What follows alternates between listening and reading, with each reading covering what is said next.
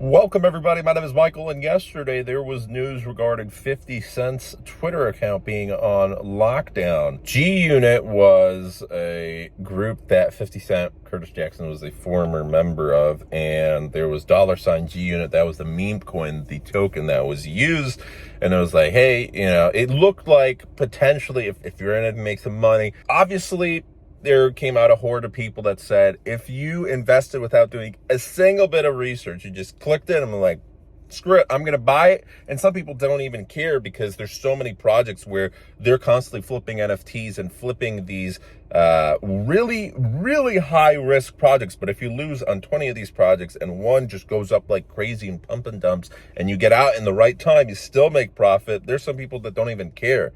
They don't even care. They don't even do research anymore. And maybe they got lazy. Obviously, that's not the way to go about it. There's other people who maybe just were followers of Curtis Jackson, and it is what it is. He has 33 million followers on his Instagram. He had 12.9 million followers on his X account. And it wasn't just his X account. It was also his website that went down too. So they got access to both, which was interesting. Maybe similar passwords, maybe similar security on both.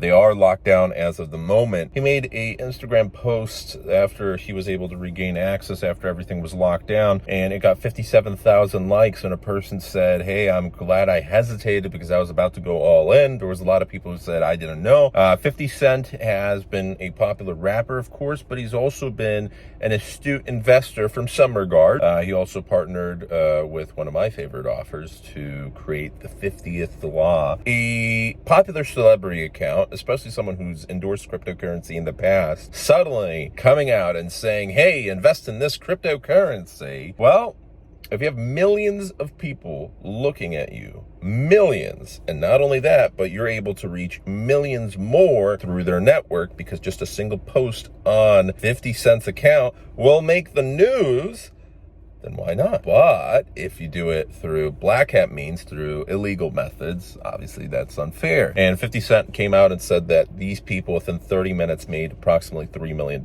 How do we know that? Well, it's because you can track through the blockchain, but you never really know how much they made. Approximately. You can estimate the losses, but then what happens with the money? Well, you can track the money. It's not like Bitcoin or even alternative coins right now. It's not like anything's anonymous. Yeah, you can use Monero and other coins that are, you're able to throw them into tumblers, and there's ways to cover the trail, but if you know what you're looking for, you can still find out where the money's going. So yeah, you have to launder the money, obviously.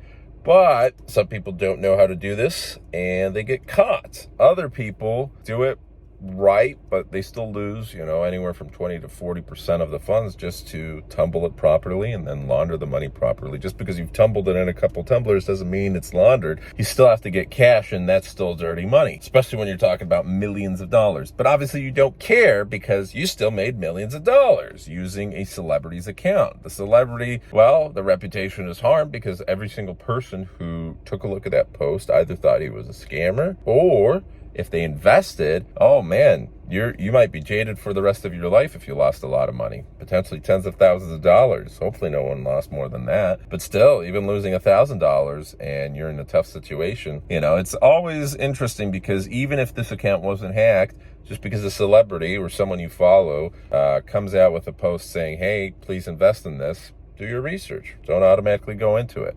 Take some time. Cool down. Even when it comes to normal investing or shopping needs, if there's something crazy, like, yeah, if you're buying toilet paper and investing in the Apple stock or Amazon stock that you've been reinvesting for the past 10 years, that's fine. But if suddenly there's this new kid on the block or trying to buy a brand new laptop, you got to think to yourself, leave it be for a couple days. Are you still going to want to purchase it or invest in it in a couple days? And usually you're in cooler territory there for your head. So this sucks. $3 million was lost. There was one news source that reported 300 million. That'd be crazy. I mean, that'd be insane. I mean, maybe if you had like Kim Kardashian or Mr. Beast reach. But that's the thing. We're talking about celebrities now with tens of millions of followers going into the hundreds of millions of followers. There will be a day rather soon where there's going to be a celebrity with over 1 billion followers across their network. Very soon, within the next probably a year or two. I mean, Mr. Beast already has, what, 250 million subscribers on just his one channel, but people follow him on other medias as well. So T-Series, you've got huge celebrities where what happens if their account security goes down and you have these cryptocurrency scams, or even worse, AI takes over, and at that point, it's going to be much tougher to discern if this is a scam, if this is a direct copy of their face and you've got a video, and it's getting pretty spooky. So number one thing is cybersecurity. You got to protect your property, your intellectual property, and do everything you can to avoid the basics. When I worked at the bank, there was phishing attempts that they would constantly send out, and you know what? I failed.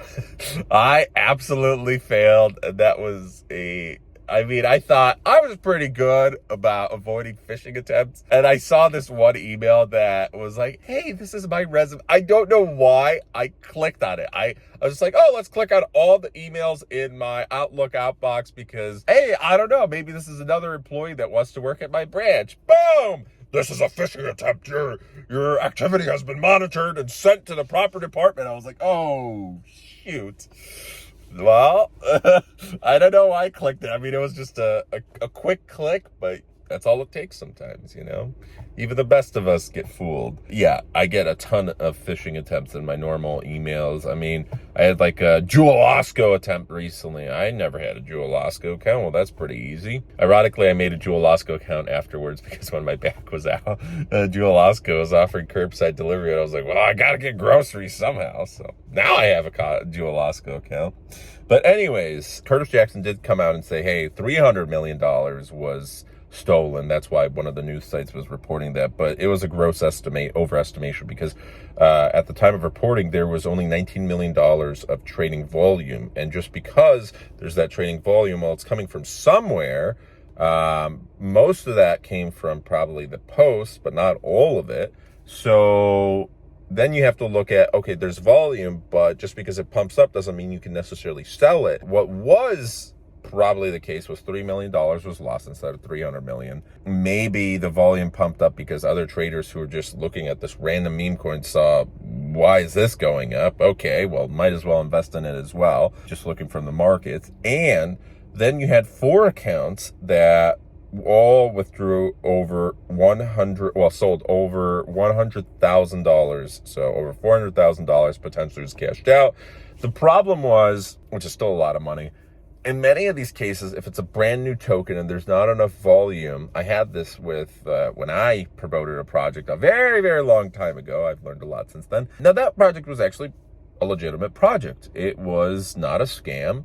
Unfortunately, it just never really took off. There were people who invested in it. I actually invested in it myself, and I got paid in the tokens. I was an investor either way, but I never was able to sell it, even though later on I would have been able to sell it for a decent profit. I think it was like 10x profit. The problem was there wasn't enough trading volume, so no one would buy it at that price. I think I tried for like 5x, 3x, 2x trying to sell it, but it just was too late. There wasn't anybody who was willing to purchase it.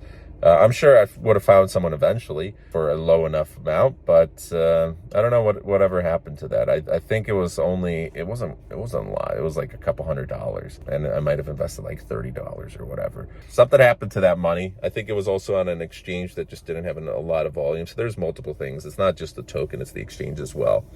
But anyways, watch out for celebrity hacks. Watch out for random meme coins, tokens that you're getting a lot of random traffic about. Do your research. Don't do anything too crazy. And that is that. Welcome to cryptocurrency. Always the dark side too. And unfortunately, there's always some bad apples. Anyways, thanks for watching and have a great rest of your day. Take care.